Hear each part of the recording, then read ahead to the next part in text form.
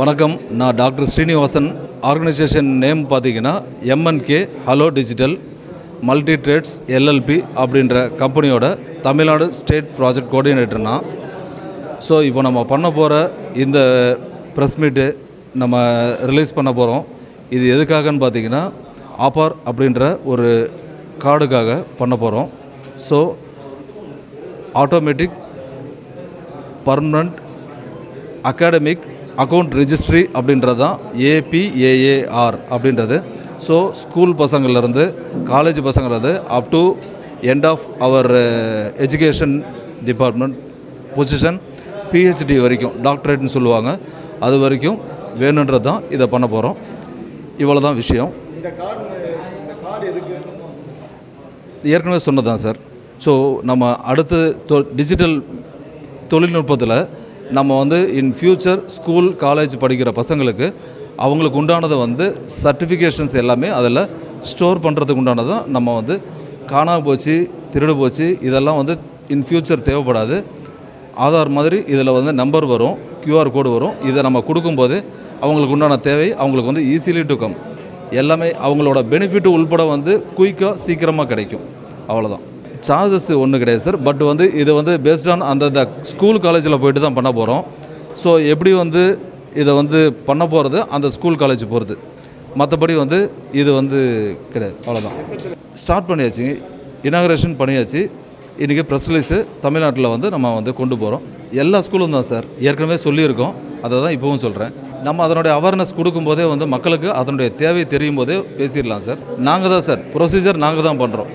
எல்லா ஸ்கூலு காலேஜில் போய்ட்டு தான் நாங்கள் பண்ணுறோம். தனிப்பட்ட முறையில் ஒர்க் பண்ணுறவங்களுக்கு கிடையாது.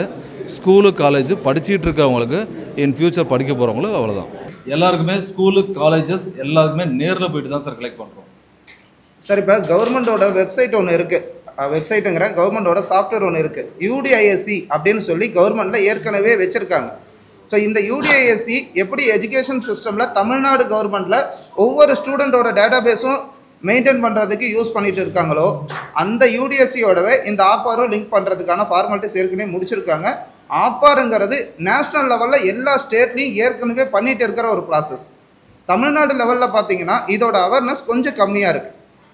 ஸோ இதை நம்ம ஒவ்வொரு இண்டிவிஜுவல் ஸ்கூல்ஸ் மேனேஜ்மெண்ட்டுக்கும் நம்ம இன்ஃபர்மேஷன் கொடுத்து அந்த மேனேஜ்மெண்ட் மூலிமா நம்ம ஒரு ஃபார்மாலிட்டிஸை எல்லா பேரண்ட்ஸோட நாலேஜும் கொடுத்து அந்த ஸ்கூல்லையே ஒரு ப்ரோக்ராம் மாதிரி கண்டக்ட் பண்ணி அவங்களுக்கு இந்த கார்டோட ஃபார்மாலிட்டிஸ் எல்லாமே நம்ம க்ளோஸ் பண்ணி தரப்போகிறோம். இதுதான் இந்த ஆப்பார் கார்டோட ஆக்சுவல் ஒர்க்கு சார். ஸோ இது ஒவ்வொரு இண்டிவிஜுவல் ஸ்கூல்ஸ் அண்ட் காலேஜஸ் எல்லா டைப் ஆஃப் இன்ஸ்டிடியூஷன்லையுமே நேரில் போய் அந்த கேம்பஸில் உட்காந்து நம்ம பண்ண போகிறோம். ஆக்சுவலி இது நம்ம சொசைட்டிக்காக நம்ம ஸ்டூடெண்ட்ஸுக்கு போயிட்டு நம்ம முழுமையான அவங்களோட சர்டிஃபிகேஷன்ஸ் எல்லாமே பத்திரமா கவர்மெண்ட் சர்வரில் வச்சுட்டு திரும்ப அவங்களுக்கு ஒரு ஐடென்டிட்டிக்காக கொடுக்கணுன்றதுக்காக தான் இந்த விஷயங்கள் நடக்குது. ஸோ இதை இன்னும் சொல்லணும்னா தொழில்நுட்பத்தில் அடுத்த முயற்சி இந்த கல்வித்துறையில். இதை தான் இதனுடைய அடிப்படை.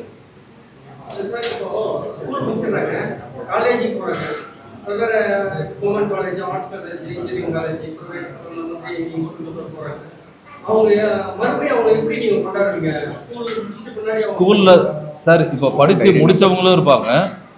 அப்படி பார்க்கும்போது அது நாட் பாசிபிள்.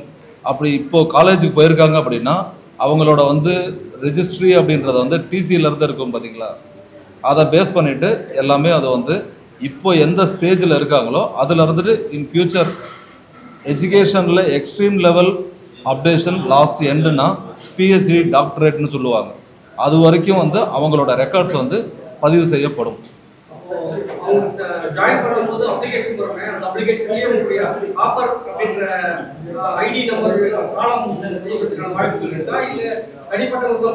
சார் இதோட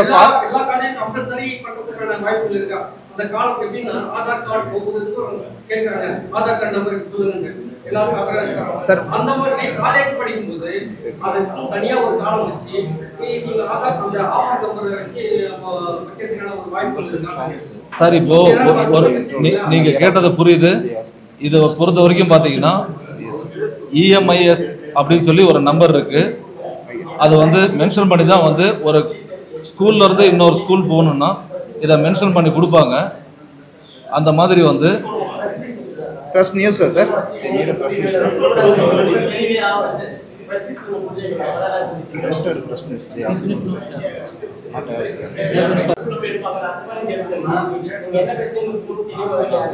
நான் பேசுகிறேன்.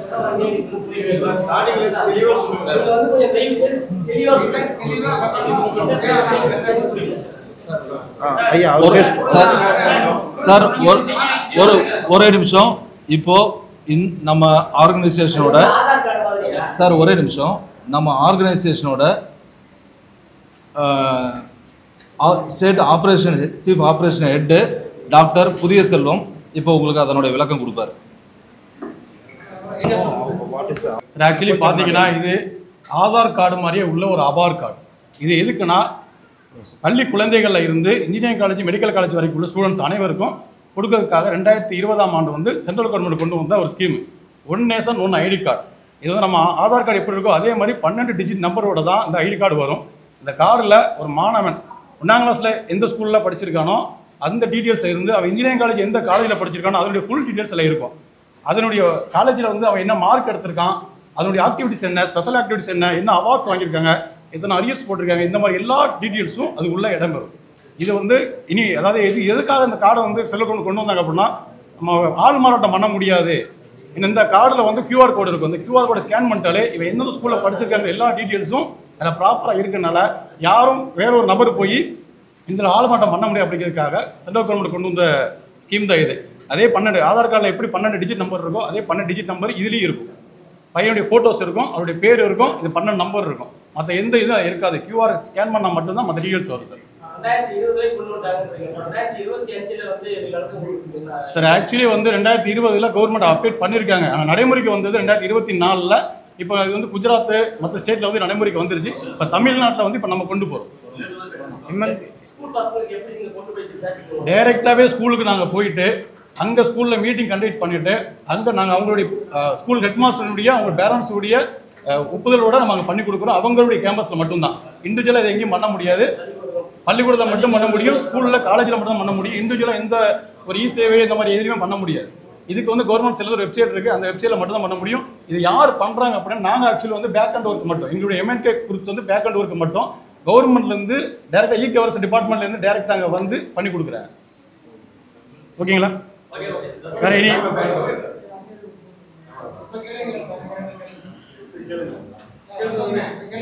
சார் கேளுங்க. நன்றி சார். எதுவுமே கிடையாது sir. Free full and full free தான். இதில் எந்த சார்ஜஸும் கிடையாது. இது எல்லாமே கவர்மெண்ட் சைடு உள்ளது. இதில் எந்த சார்ஜஸும் எந்த ஸ்டூடெண்ட்ஸ்க்கு எந்த ஸ்கூல்லையும் வாங்க போகிறது கிடையாது. கார்டை டேரெக்டாக வந்து ஸ்கூலுக்கே அனுப்பிடுவாங்க. ஸ்கூலில் ஹெட் மாஸ்டர் மூலயமா பசங்க கை கிடைச்சிடும்.